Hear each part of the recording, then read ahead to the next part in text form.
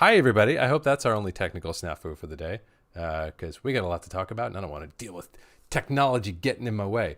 What was I saying? I'm excited to be back with you guys. We've been down for 2 weeks. We were doing our latest round of the Colorist Career Accelerator 2 Fridays ago. Where's my CCA gang? Give me a shout if you're here in the group, whether you were in this last round or any of the prior rounds. I see some familiar names and faces in there. And after that, I was traveling and we had a blast, and I'm also really glad to be home. Spoiler alert, traveling with a 1-year-old is insane and completely different than traveling on your own. So we had a fun whirlwind bit of travel, but very glad to be home. Very glad to be back in my rhythm, back in my cave. I'm actually moving caves in the background in a little bit of news about me. I'm going to share some updates on the new space that I'm going to be working out of starting next week with you guys here on the channel. So I'm excited to let you check out the new digs. It's going to be pretty cool. But today we're back in the classic CKC color cave, and we're back for a good old fashioned round of grade school. We got a couple videos that have come out since our last grade school, so we can talk about any of the stuff covered in those videos about my desk setup, or about color managing in nodes, or about anything else that you guys want to talk about. I'm excited to hear what y'all are up to, what you're curious about. A quick thing that I'll share with you guys before we dive into your questions. Going forward, I have decided from this point on, this is a reflection after the last round of the Colorist Career Accelerator, I think I'm going to switch to a sort of default setup of having everyone color manage in nodes inside of Resolve. It's weird, like I feel like color managing in your project settings, we've obviously talked about both of these ways of color managing here on the channel and lots here in grade school. Color managing in project settings is kind of easier if you're trying to start from zero and you've never color managed before and you've never done it in Resolve before. It's a little bit easier to get up and running by setting it up in project settings than it is by setting it up in nodes. But I feel like, you know, like the conclusion that I reached during this last round of the course that is kind of motivating me is that gets you started, but then sooner or later, for one reason or another, you have to go back and relearn how to color manage in nodes, whether that's for your own edification and understanding of color management itself, whether that's to accomplish something that you can't quite accomplish with setting up your color management in your project settings. One way or the other, it seems like we all end up having to go back. So I don't necessarily want to give you guys or anyone on the channel a foundation that you have to go back and tear down and rebuild in the near term. So we're going to be color managing in nodes as sort of like the default setup here on the channel and here in grade school as well. I'd love to know what you guys think about that, and get a sort of informal poll from y'all as well. Like, how are you color managing your material? Are you working in nodes? Are you working in project settings? And would love to know your thoughts on making that switch here on the channel. What else? I think that's all the good stuff that's fit to share. I think Thatcher, that I see you saying that you checked out Killers of the Flower Moon. Not fair, because I haven't seen it yet. I haven't seen Killers of the Flower Moon or The Killer yet. Very excited to see those movies. I might even use, with my wife's permission, of course, we might use our sacred date night time to go check out one of those movies next week, because I'm very excited about them. So excited to see all the movies that are coming out for the fall. We're getting into that really good season of movies. Although it was an awesome summer for movies as well. So movies are just cool is the thumbnail to that topic. Anyway, I'm rambling. I'm going to shut up. What questions do we have? What do you guys want to know about today? We have a question from Thatcher, and the question is not really a question, more like an observation, and saying that he noticed that a lot of movies nowadays have the skin tone extremely separated from the rest of the image. So it kind of looks like it has been rotoscoped, and essentially it doesn't integrate with the rest of the image. So do you have an opinion on this? And also, could you give an example on how to get an image like that? Yeah, this is a cool thing to talk about. So like, let's get my Resolve opened up here and we can start discussing. I definitely know what you mean, and I feel like I agree. Like, just to sort of frame what Thatcher is talking about in some kind of visuals. Let me get my screen share on here. Where are we at? I don't even remember how to grade school. There we go.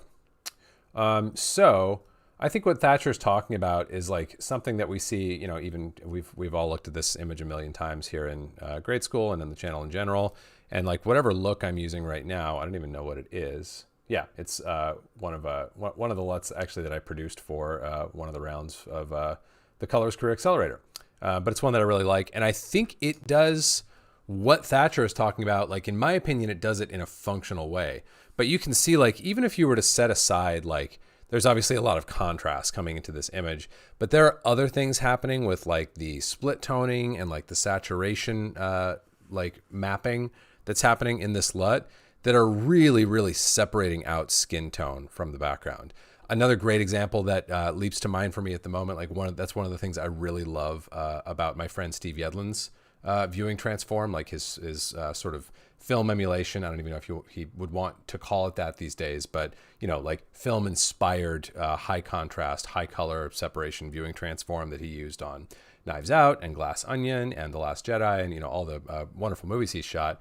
Same kind of thing. Like there's really high color separation between skin and everything else in the frame. And I find it to be like functional or effective. Now, if we take that same premise that I'm talking about of like, okay, skin that's really well separated from everything else in the frame, essentially. If you kind of like move further along that spectrum, to me, like an example of where it starts to feel a little bit nuts would be like Transformers 1, graded by Stefan Sonnenfeld, a great colorist who really helped pioneer the now much maligned orange and teal look. But I feel like that one is an example where you could say like, yeah, that feels really, really, really pushed in terms of how separated and sort of like torn from the rest of the world the skin tones are, and how just kind of like maybe a little bit less organic and lifelike they feel in general. It's like everybody has, you know, like a like ultra strong spray tan is kind of the vibe at least in my mind's eye of Transformers 1. In fairness, I haven't watched it in a while, so I could be mischaracterizing those images, but that's kind of what I'm seeing in my mind's eye when I play that back. And I think that's an example of that, you know, skin tone separation that to me starts to feel a little bit like overplayed. So, you know, if we look at like, we could, this is obviously a cooked out LUT, but we could look at like, you know, that separation that we're talking about, like kind of do a quick, you know, like look development session here if we wanted. So right now, just giving us our context again, we're color managing in nodes. That's our new vibe here on the channel. I have a group set up for each of my cameras.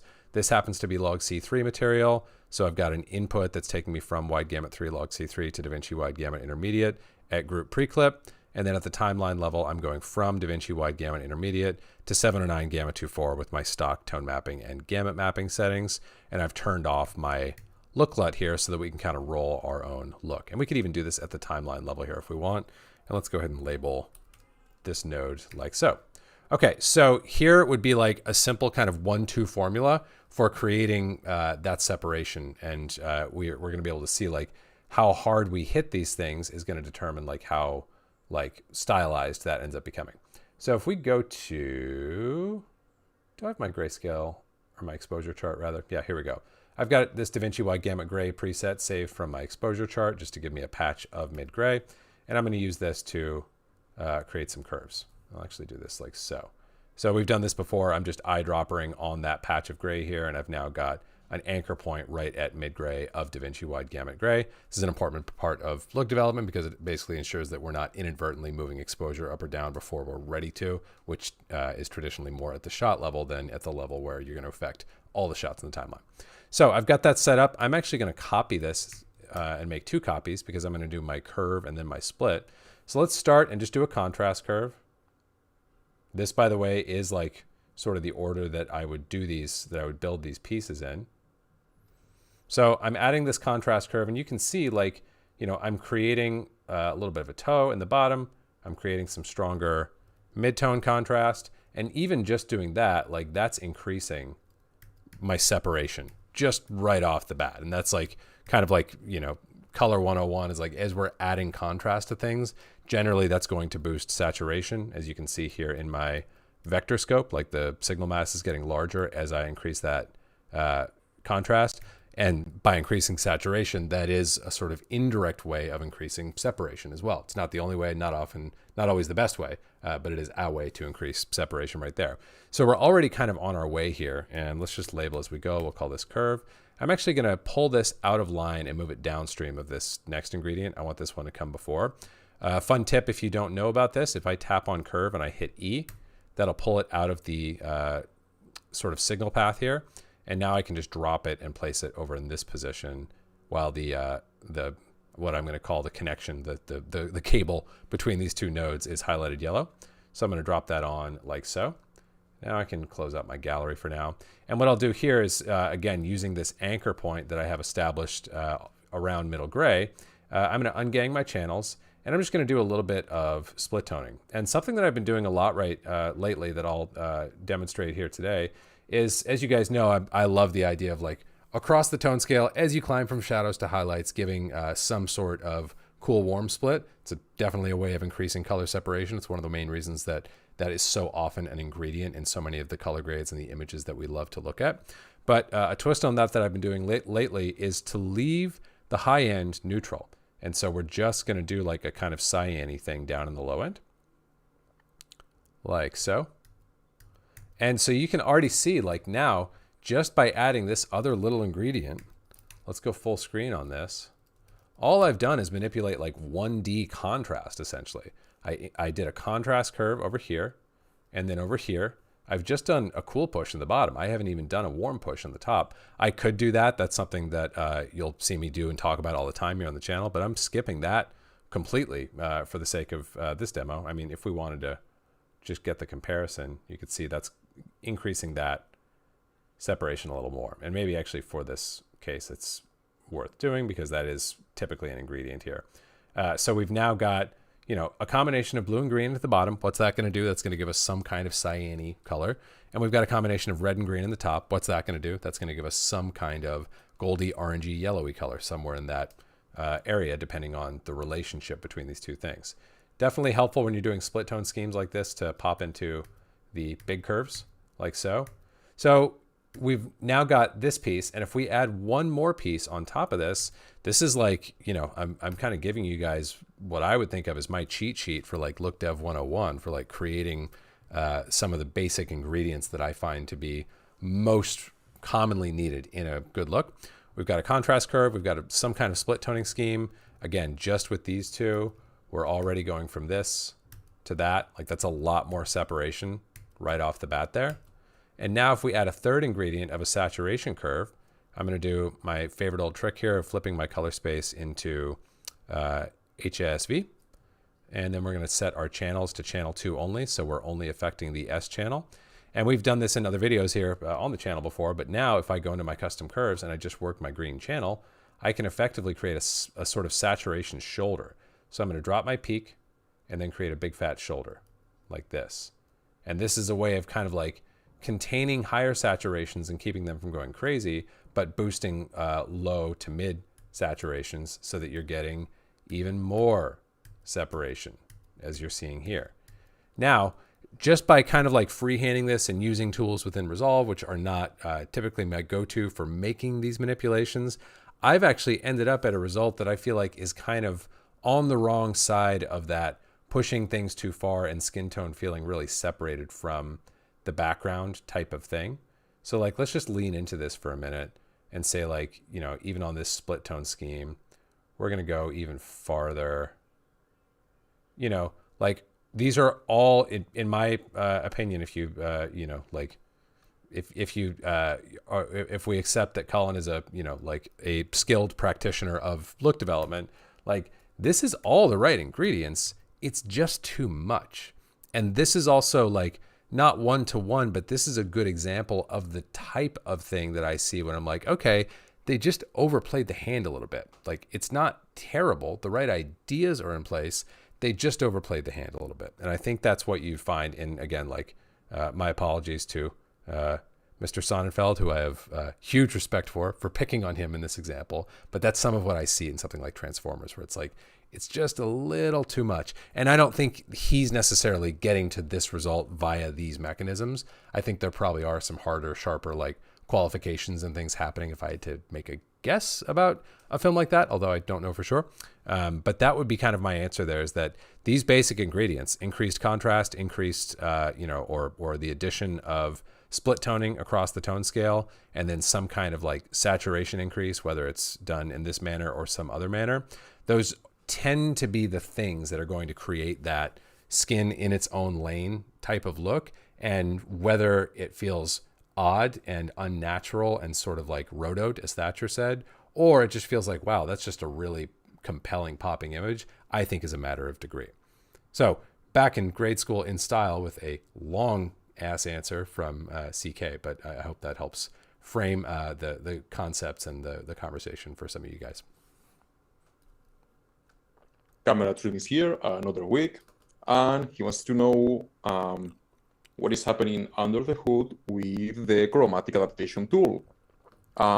Is there any difference or any adjustments that the chromatic adaptation tool uses that cannot be achieved with another tool, such as linear gain, for example? And also, what is the difference between the default set of matrices that the chromatic adaptation tool has and the temperature slider that also the chromatic adaptation has? Ooh, this is fun. So that's a meaty question. Let's look at chromatic adaptation for a second here. So this is what Tim's asking about, and let's go ahead and wipe all these things out and go back to the look that I like a little bit better here, and we'll do the chromatic adaptation here. So the question is like, what's happening here that I can't achieve by other means? So the baseline answer would be that the chromatic adaptation plugin is using the parameters that we provide here. Like, let's say we want to go from a D65 to a D60 white point. It is using these parameters to calculate a 3x3 matrix, essentially. And it's a 3x3 matrix that's calculated using like the known math for these different white points. So that's kind of the short answer there. So could you do this strictly with linear gain? No, because linear gain, you basically have like, this is a one way of defining what's the difference between a 1D versus a 3D transformation. Linear gain, any gain for that matter, is a 1D manipulation in that you can control red, green, and blue by changing your adjustment. But what you can't do is say, hey, I want, like a simple example of a linear gain adjustment would be like, hey, I want to multiply any red channel, any pixel in the red channel by a constant of say 1.2. Okay, that would be like, something like this, right? That would be an example of a gain adjustment. And right now I'm doing it on all three channels, but if I wanted to do it just in my red, I totally could. Just make it a 1.2 here. The difference, and I can do whatever I want with any of these three channels. However, what I cannot do is say, hey, based on the incoming pixel value in the red channel, do something different in the blue channel. There's no interaction between those things.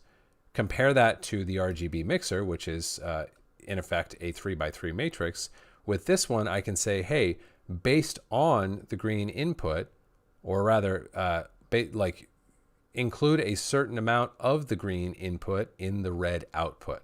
So that's a 3D manipulation because each output has three inputs, if that makes sense, as opposed to a 1D manipulation where each output has one input, each output channel, red, green, and blue being the examples there.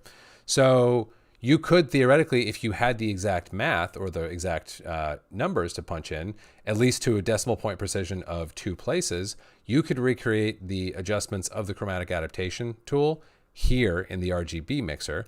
Or you could just, like eyeball your way to a functional result as well. But that would be the closest analog to chromatic adaptation is an RGB mixer adjustment as opposed to a linear gain. Although it is worth noting the domain of those matrices in chromatic adaptation is indeed in linear. So it's applying a 3x3 matrix in linear, which again, you could do by creating a Syrian load, setting your gamma to linear, and making a RGB mixer adjustment like so.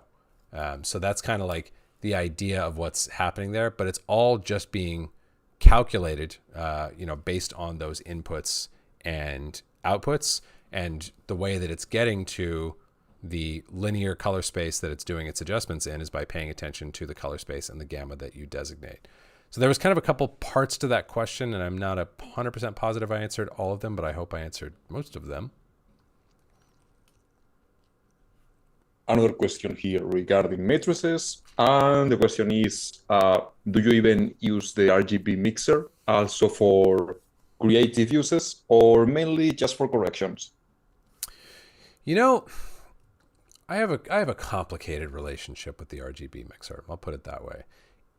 3x3 matrices are like a very powerful way of manipulating images, and they're like a sort of like very standard vehicle for like if you want to move in between a color space or in between two white points, as we just talked about with chromatic adaptation. That's accomplished by a 3x3 matrix in, you know, like standard motion imaging practices. So it's like a very powerful vehicle. My challenge is there's a couple things. The biggest one is that at a certain point, I don't find the RGB mixer to be very intuitive. Like if I want to cool this image off and I decide I'm going to accomplish that with linear gain, like maybe it's just from practice, but like moving my trackball feels rather intuitive. You know, I'm like, oh, if I want to get a little bit cooler, I'm going to move southeast. If I want that to be more of a blue cool, it's going to be more dead east. If I want it to be more of like a cyan cool, it's going to be more dead south. Like it's just a compass coordinate system that sort of like intuitively jives for me. The RGB mixer, like I've got a little bit of sort of familiarity built up from like, oh, if I want to, you know, increase, like let's go to something with a color checker here. Like if I want to increase the, you know, amount of like, if I want to like warm up my yellows, for example, well, I could take my red output and I could add some green to that red output, and that's going to warm those yellows. And then if I essentially ensure that I'm, say, I'm adding 0.11 here. So if I drop my red to a 0.89, I'm going to be preserving my neutrals and just getting a slight sort of adjustment in that area. Am I doing that right? Yeah. Let's go a little bit harder with it just to make it easier. So I'm going to drop my red to like a 0.7. Or maybe even better would be, I mean, case in point here, I'm sort of demonstrating to you right now, at least my personal lack of familiarity with the like intuitively operating the RGB mixer. Yeah, like that's a little bit better. So I'm just like, I'm compensating like because I'm adding 0.29 here, I'm subtracting 0.29 there to ensure that my neutrals stay the same. But I got that wrong because it's been a minute since I did that and I had to kind of like reason my way through it. But you can see like that works. That's a really powerful way of like selectively warming up yellowy things without affecting other primaries or having a gradually like sort of diminishing effect on other primaries. But I don't, even though it's super clean, like that's a very clean way of getting that to that result. I don't find it to be super intuitive. So I will use it I'll use it mainly for corrective purposes when I just can't get the result that I want by some other mechanism. And at that point, I'll do it sort of very naively and just be like, well, what if I like pulled this thing in that direction? Like I might have some idea of what I'm going to, of what I expect to see, but it's pretty like, you know, naive and just like trying stuff until it works. So I'll use it more for corrective things. That's again, not to say that there's not tons of creative application for 3x3 matrices as well. It's just that I don't find them to be very intuitive, which means that I'm not able to be as creative with them. But like a final thought there that I'll share with you guys, I may have shared this in grade school before, but the elements LUTs that preceded the current Voyager LUT Pack that's out, which like if anyone used them, you can give me your 2 cents on how wonderful or terrible they were. I loved those LUTs. I thought they looked fantastic. There really were just fewer of them than there are in Voyager, but they were a great body of looks, in my opinion. Almost as like an exercise for myself, I made that entire library using matrices. Like they weren't all 3x3 matrices. They were actually a little more complicated, which makes them even less intuitive to me. But I was able to get like the creative results that I wanted from that vehicle just by practicing and sort of like trying stuff out until I got it to work. But that was sort of my personal like challenge to be like, hey, can you get the results you're looking for using this tool set? I was able to in that case, but even after that project, I ended up not necessarily integrating or adopting 3x3 matrices as like a core part of my grading or look dev practice, for whatever that's worth.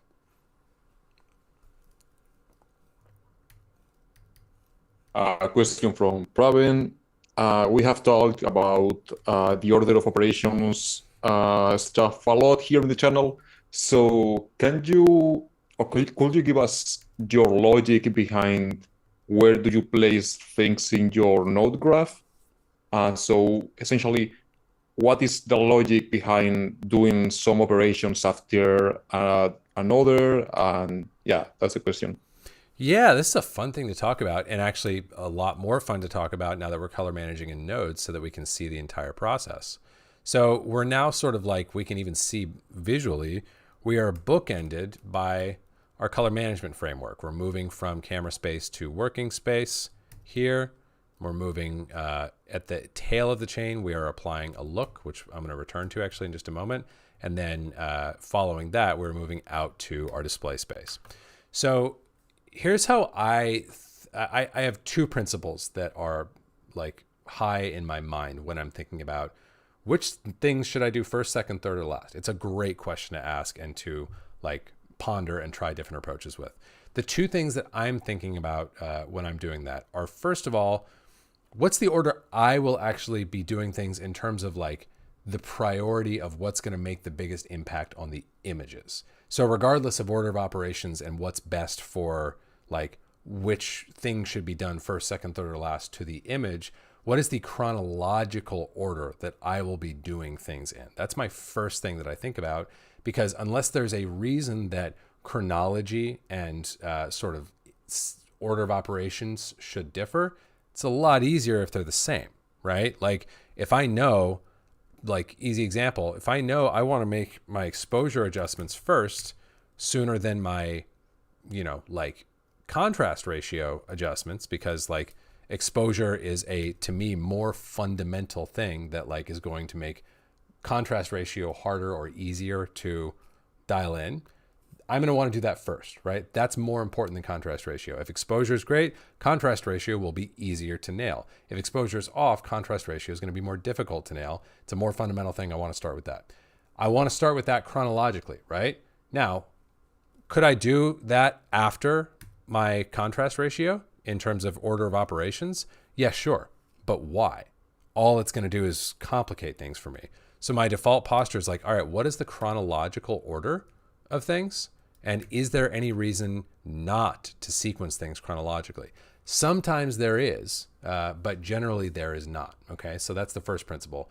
Operate chronologically as much as you can. And then the other principle that sometimes goes right in the same points in the same direction or sometimes works against it is I want to think about, put it this way.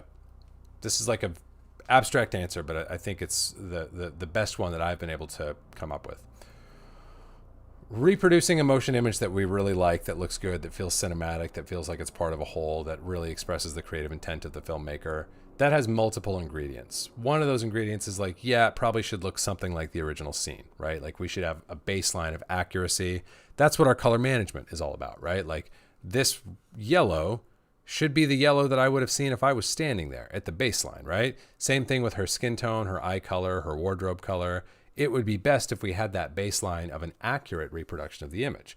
But as we all know, that's not the extent of color grading. That would be, you could call that color correction, I suppose, getting everything to render one-to-one with the original scene. But color grading is a lot more than getting a one-to-one accurate rendering of the original scene. So there's this other continuum that I think about from, that starts with like the captured image and ends with the way that that image is printed or rendered. And so like over time, we're moving from highly photometric, like scene concerned things, such as exposure. Like this is just about finessing the decisions made on set. This is the result of talking with a cinematographer about like, oh, you know what? I opened that up like a quarter stop too much. Can we trim it back? Sure. Like, oh, the contrast ratio between her key and fill side feels a little bit thin. Let's add a little bit of tooth to that here. Those are, to me, these are photometric concerns. This connects up with the idea of working photographically, as we talk about in the Colorist 10 Commandments and often here on the channel. So I'm starting with like very scene tethered ideas. Like this is about thinking about the scene and optimizing the scene, right? That's like the first few steps of my color grade. As this color grade evolves, and as I start looking at things like secondaries, like let's think about warming our yellows. We talked about that just a moment ago with the 3x3 matrix.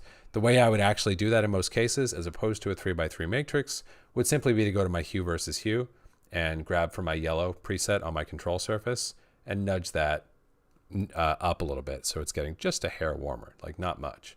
I'm actually going to reset these bad adjustments that I made here because I'm not loving them.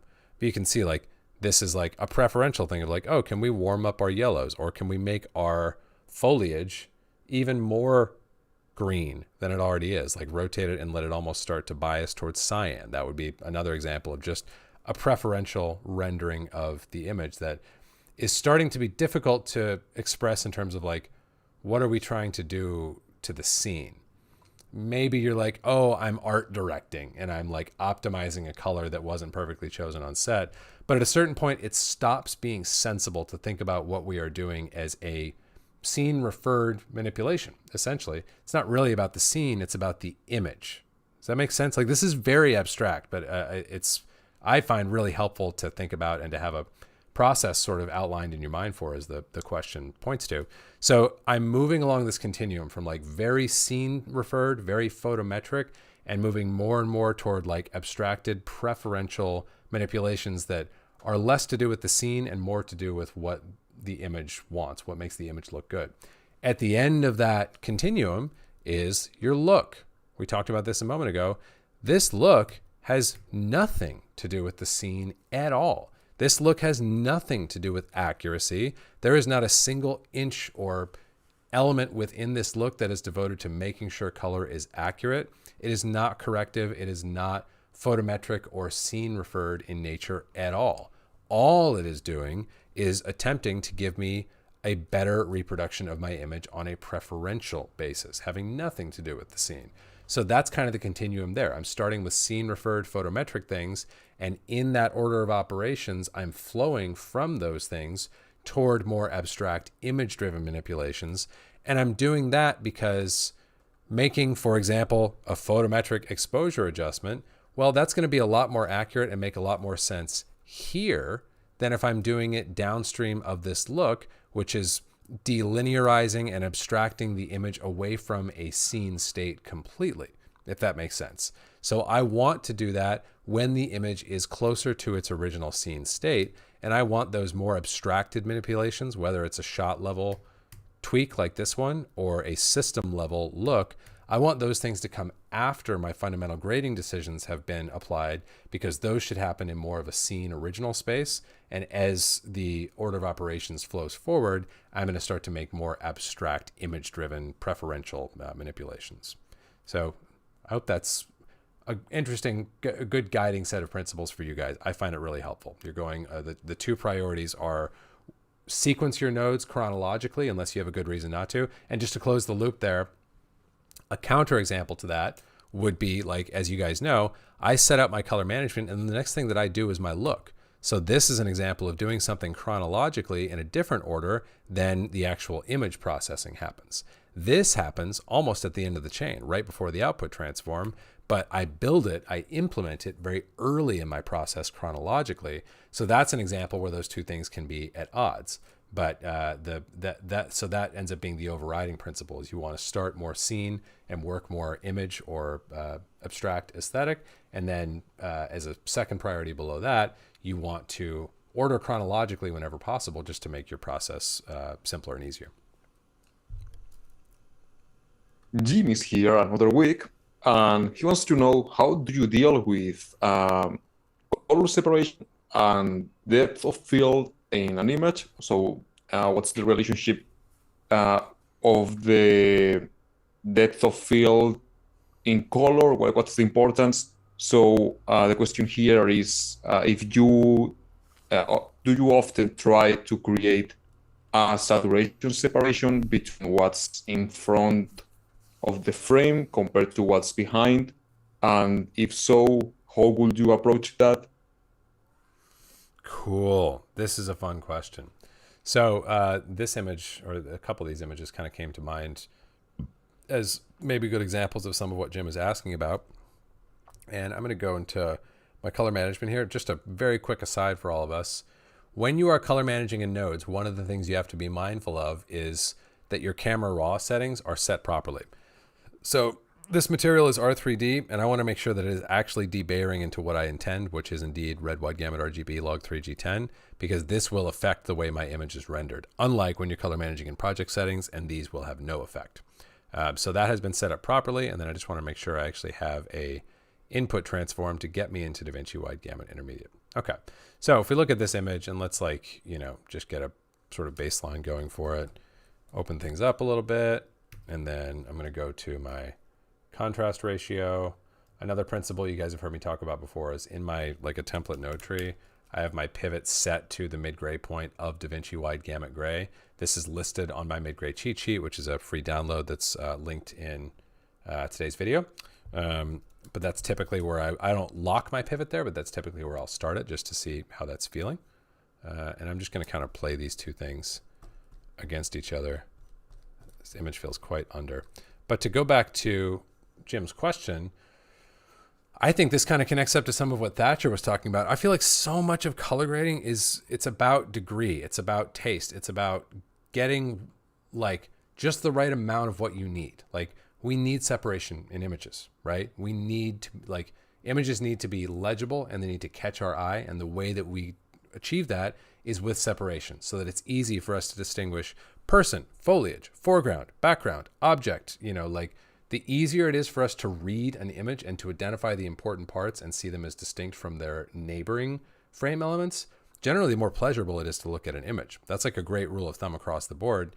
If you're trying to get a more concrete metric for how good is my color separation or how successful is this image, does it read really well? Can you blur it, soften the focus on your eyes, or can you look at it out of the corner of your eye and see everything that's important in that image? If so, you're probably doing a pretty good job of color grading, or you had a really strong image that you're just not screwing up, which sometimes describes my color grading practice for sure. But the point is, what we are trying to do is be sensitive to the image and identify how can we elevate that where it's needed? How can we elevate that sense of separation or legibility or pop or eye-catchingness where it's needed, assuming that's the intent of the project. Sometimes all you're doing in a grade is trying to tamp that down. I'd say in my experience, that's pretty rare. Usually we're trying to temper that in some way. We're all right, in some cases we want to build up, in some cases we want to come down. The reason I give that whole spiel is that I would say in the case of focus is a way of controlling separation, right? This image, there's not necessarily a background element there. Maybe this is a better one because we've got, the mom in the background who right now is in soft focus. She's naturally separated. I have no trouble as a viewer understanding the depth of this image and that she's further away and softer in focus and receiving less light than the kid. So there's some natural delineation. It's not difficult for me to distinguish between the kid and the mom at the end of the table here. And in fact, we rack over to her a little bit later. And if we were to have started at this point in the frame, kind of the same thing would apply. The focus is helping create that legibility or guide the eye. So all this is to say, I feel like focus is one of the things that I'm assessing to figure out all right, how far do I need to go with this? Because if I go too far, I'm going to end up with Transformers 1. It's yeah, that's great. You juiced the separation really, really, really hard. But was that necessary in all cases to create an eye-popping and legible image? Or is it overcooked? We never want to, I'm not going to say never. Sometimes it can be fun. But we usually don't want to overcook the dish when we're color grading. So I feel like focus is one of the things that I'm either consciously or subconsciously assessing to go well, if these frame elements are already being separated by virtue of the fact that only one of them is in the focal plane, that's probably going to drive me to do less and say well, I probably don't need to knock down that person in the background as far or twist their color or cool them off or warm them up or whatever I might do under another circumstance to create separation between two elements. If they already have separation by way of depth of field, that means there's less that I need to do. And in my opinion, usually less that I should do if I want the image to feel organically like compelling, as opposed to like, again, I really wish I could come up with another example because I feel like I'm dogging on this movie, but like in Transformers, it's like when you look at those images, is all of that, like, it actually looks good. I think that some of those images look really good. They just feel like sort of overtly manipulated. Like they don't feel naturally rendered anymore, where like my taste often goes to like images that are like, wow, that just feels really good, but it doesn't necessarily feel like anyone did anything until you turn off all the stuff that happened and you go, oh wow, that's not nearly as exciting.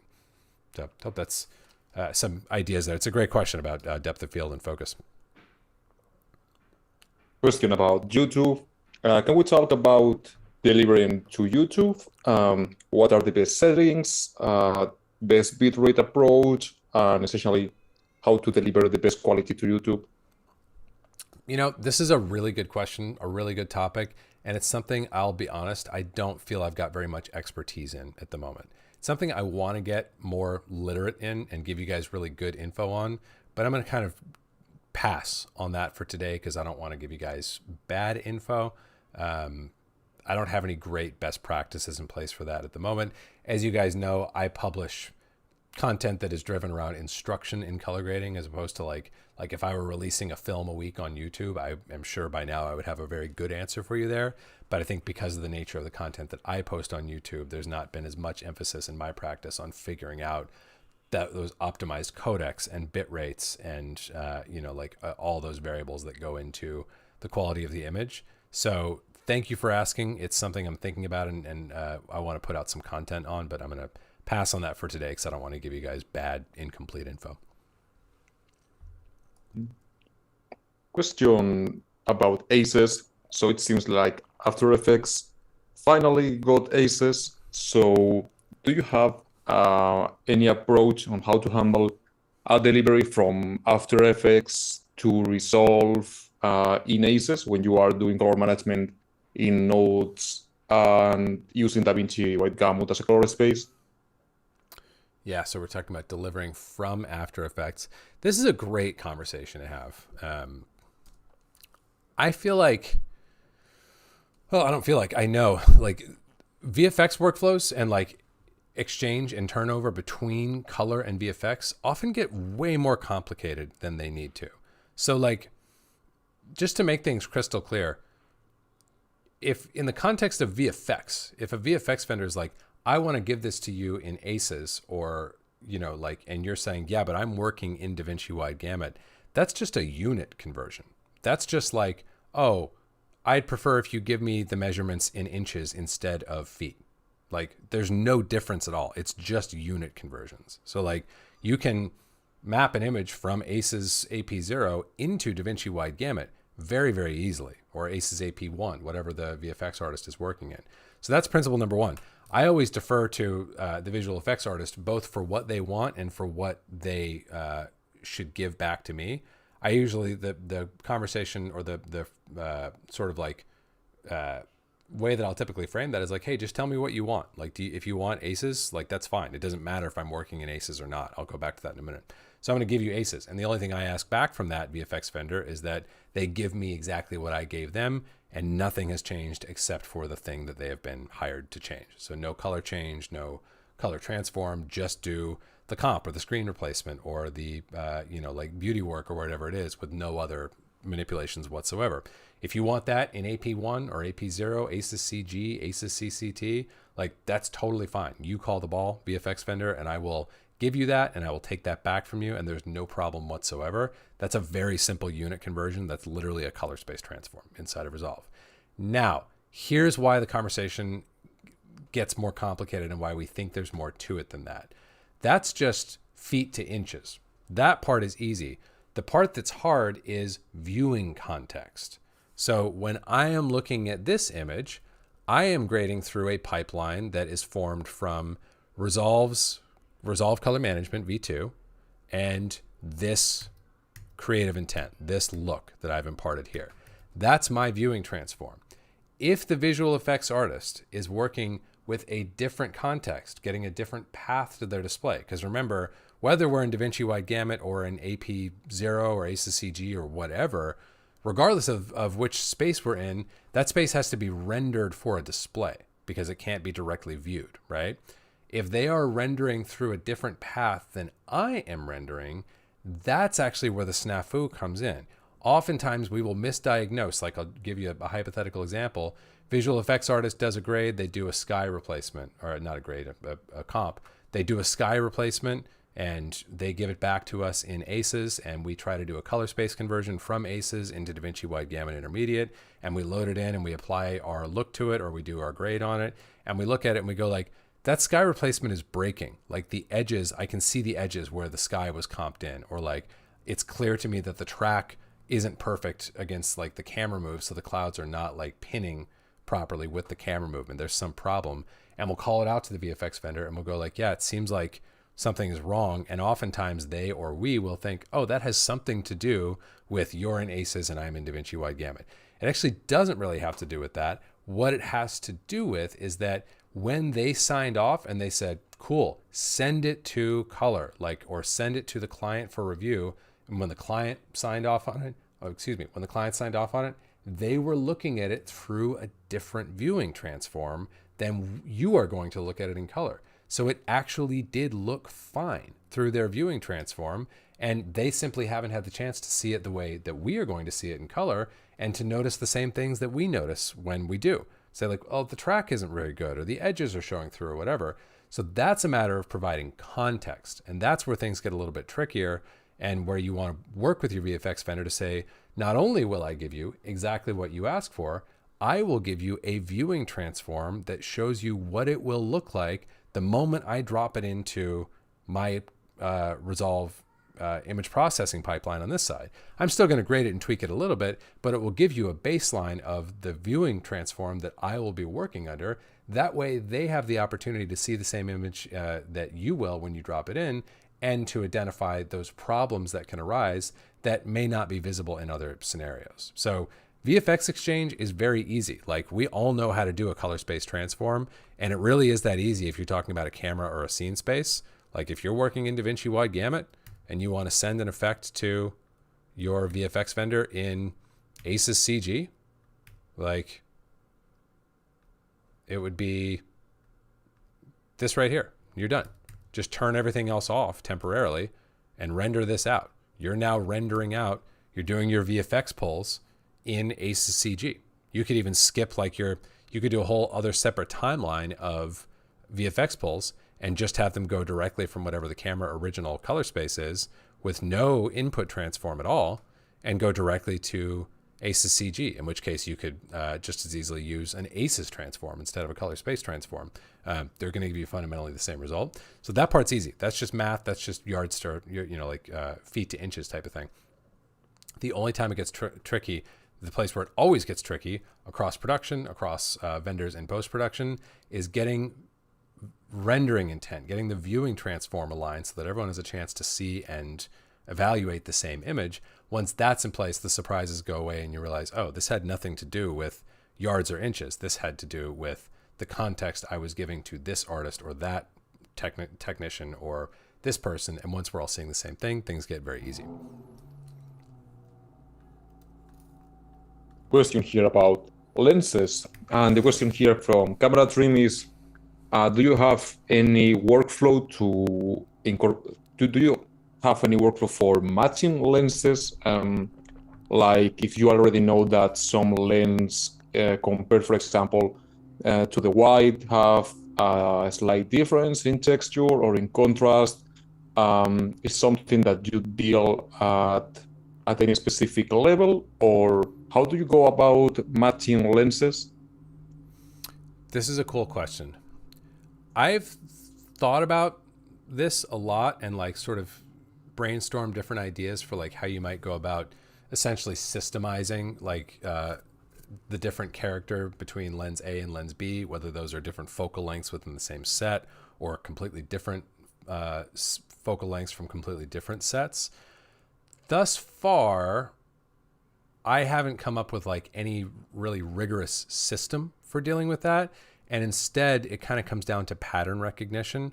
And, you know, like I guess one thing that I have done when there's lens metadata in a file, like let's just see, maybe there'll be some in this R3D.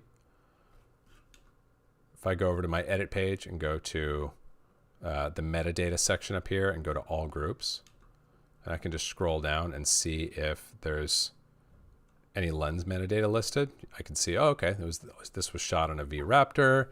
I can see the sensor. It doesn't look like the lens info. Oh, look, we've got, at least we know it's a 35 mil focal length, and we know it's a Canon lens, but we don't know much else. What I have done in the past is if I can correlate, like you could actually go and sort all the shots in your timeline. If you have raw media like this, you could sort by focal length and start to look for like, hey, am I noticing across the board that like the contrast on whatever, like the 50 mil is just a little milkier than like the other focal lengths in the set? Like you could come up with corrections. And in that case, what I would do is just kind of save it off as a preset, like come up with a best fit correction that's like, you know, whatever, maybe it's like a little contrast pinch or whatever, and then save that. You know, like you could call it whatever you want, call it 50 millimeter fix, and then just save that off into, I'll usually have an album that I'll make for any particular project called like gizmos, which is just like little doodads that I make up that are specific to the project. And I would label this one like 50 millimeter fix. And then at that point, you could do it a couple different ways, but one way is like you could actually, you know, like use your clip sort feature to like, you know, search for the metadata that you're looking for, like this. So if I went to metadata, wherever that would be, probably shot and scene, and then looked for, let's see, camera, and then look for, you know, like the focal length parameter that we were looking before. Let's see, where is that? ISO, sensor, lens notes, camera aperture. Weren't we just looking at focal length now? I'm curious. Oh, maybe that's the focal point that we were looking at here. Regardless, it would be a case-by-case thing where like if you see in the metadata that you can actually select for a particular focal length, you could create a smart filter for that. And you could even preemptively like prepend that 50 millimeter fix at the head of the node graph of every one of those 50 millimeter shots, for example. I've done that like once, like when it was like, oh, it's clear that there's in that case, it was indeed like a slightly milkier rendering in a longer focal length. And I was able to sort for that focal length and validate that conclusion and come up with a fit and create a smart filter and apply it. That was like one time that I did that. Other than that, what happens more often is like, that's kind of a moving target anyway. And it just becomes like, okay, for, you know, like when I'm grading like this scene where there's a medium and then there's like a medium close and there's a little bit of a dip in contrast as we punch into the medium close, that just becomes part of my stock setup for that medium close, and it ends up getting rippled across all of those setups just in the same way that all the other color grading choices for that setup get rippled across and kind of just gets dealt with at more of a shot-by-shot kind of color grading level. So nothing like super systematic that I've come up with thus far for that, but I love the question and I love the idea of doing that.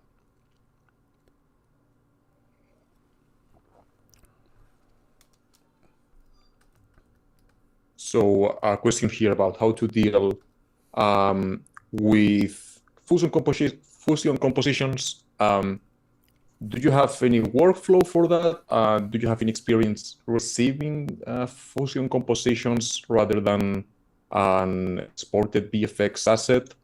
And if so, where in the order of operations would you apply a color space transformation?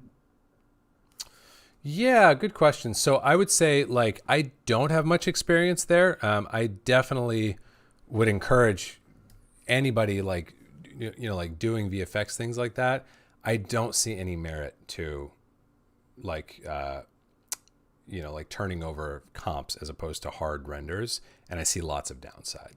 So I would just encourage take whether it's 10 minutes or like a 2-hour render, it's kind of worth doing because then it's baked and it's not going to move on you. Fusion comps move, it's not a stable baked asset, obviously. So I don't have much experience there, but it has come up. But I just will always say I get the allure, oh, we're all working in Resolve. I'm doing my comps in Resolve. You're doing your grading in Resolve. Maybe we don't need to render at all. Can I just give you a Fusion comp to work with? But my answer has always been it would be better if you render it, because then I know that if I manage that image properly, I am getting what you and the client signed off on. Otherwise, it's just too hard to be confident in that, in my experience. So no, not much experience there. In general, the image processing pipeline is going to pick up here at the head of the node graph in the color page where it left off in the Fusion page. So if you wanted to color manage a Fusion comp, then I would, treat it like it's in whatever color space it was left in at the tail of the Fusion comp, because that is the color space that it's in, and manage it into your native working space and treat it like any other clip. I would just not have a ton of confidence that that comp is being perfectly reproduced on my resolved system the way that it was signed off on the other resolved system where that VFX work was being done. All right, we got time for 2 more.